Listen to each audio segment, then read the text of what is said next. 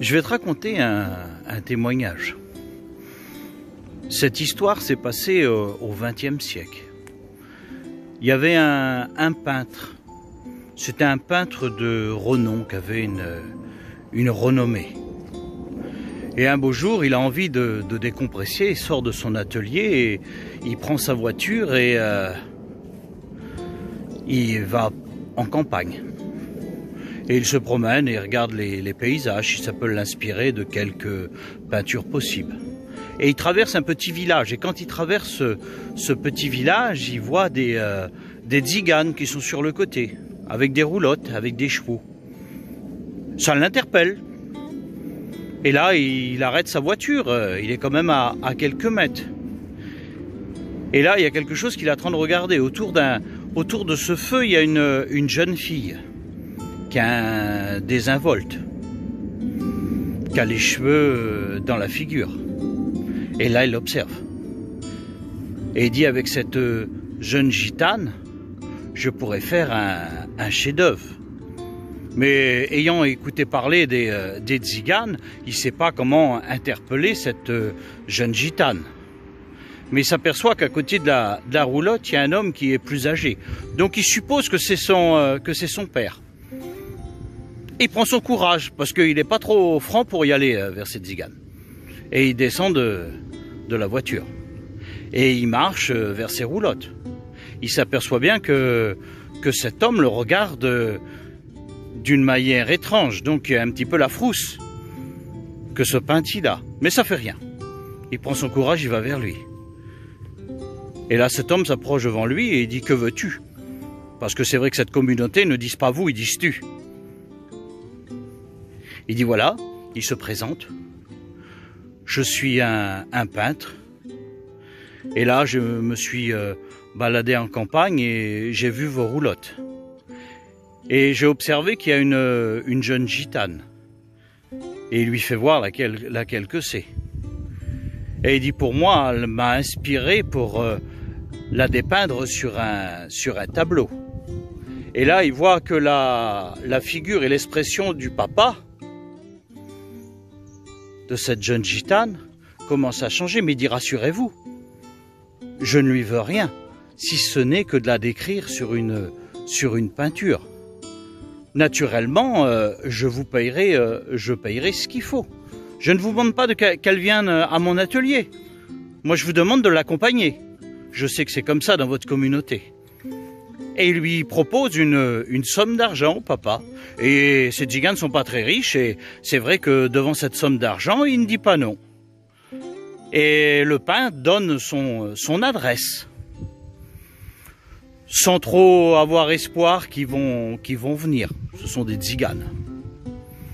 Et voilà qu'il rentre chez lui, et pendant plusieurs jours, il pense à cette jeune gitane qui pourrait en faire un chef-d'œuvre. Et puis il est à son atelier parce qu'il a eu une commande qui a été faite, ce peintre. Une commande de la crucifixion. Le mont Golgotha, la croix, avec Jésus. Mais c'est vrai que dans les mains de ce peintre, ce tableau, c'est un chef-d'œuvre. Jésus a des émotions. Rien qu'à le regarder, on ressent l'amour de Jésus. Et il est en train de le finir. Il a fini cette peinture quand quelqu'un vient à la porte. Et là, il s'aperçoit que c'est le papa et la jeune gitane. Il pensait même plus qu'ils allaient venir. Mais ravi qu'ils viennent dans son atelier. Donc il les fait rentrer. Mais comme par habitude, généralement, les peintres mettent une toile sur les tableaux qu'ils venaient de faire. Mais là, il venait juste de le finir. La peinture était fraîche. Donc il laisse son tableau avec la crucifixion. Et là, il donne une chaise au papa et il lui dit, par contre, vous allez me laisser tranquille, vous ne parlerez pas. Le papa, il dit d'accord. Donc il se met dans le coin de l'atelier. Et là, il prend la jeune fille et puis il la place face à lui. Il prend tout son matériel, il prend son tableau et il est prêt à faire la peinture. Et il lui fait prendre une pose, la pose qui lui convient pour son tableau. Et il a fait mettre de profil. Mais quand il a fait mettre de profil, cette jeune tzigane, là, ce qui est en face d'elle, c'est le tableau de la crucifixion de Jésus. Et son regard est attiré parmi ce tableau. C'est un chef-d'œuvre. Et elle regarde et elle est émue. Et en le tutoyant, le peintre a dit, c'est qui cet homme qui souffre comme ça, là, monté sur le bois qu'on a fait souffrir, là?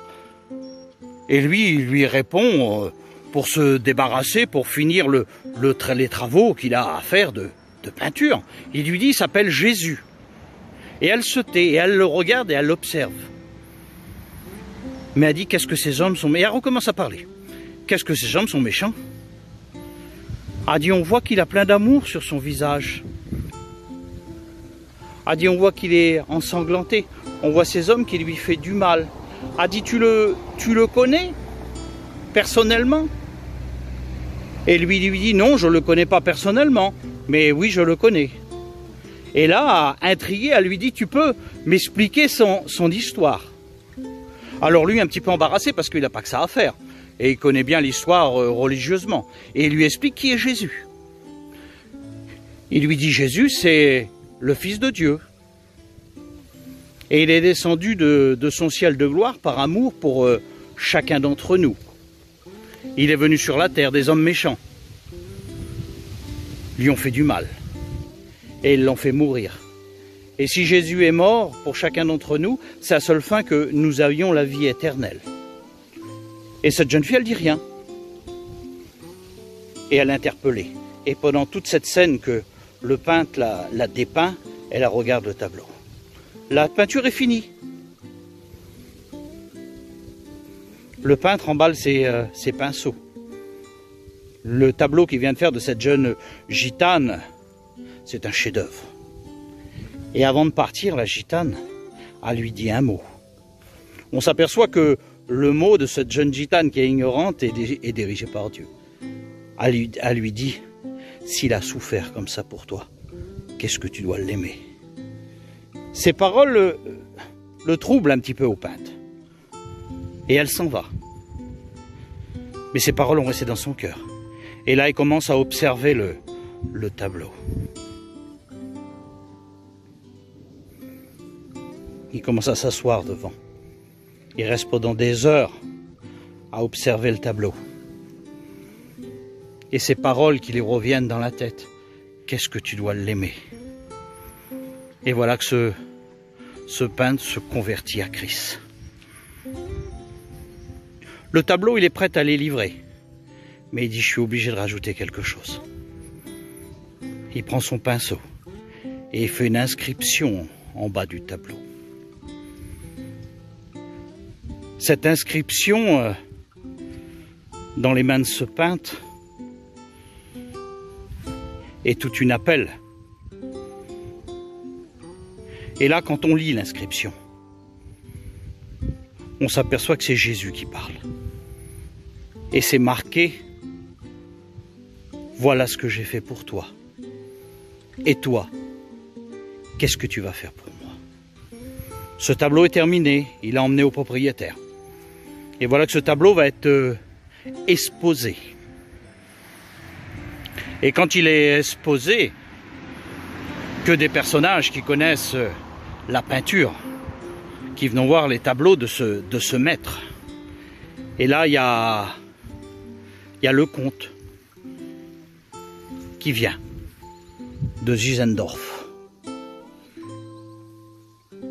Il connaît l'histoire de Jésus religieusement. C'est un religieux. Et là, il se place devant ce tableau de la crucifixion. Et là, il est émerveillé de voir cet amour qui ressort dans le visage de Jésus, cette souffrance qu'il a eue. Et là, il lit le message en bas. Et quand il lit le message en bas, son cœur est interpellé. Il s'aperçoit que Jésus dit, voilà ce que j'ai fait pour toi. Et toi, qu'est-ce que tu vas faire pour moi?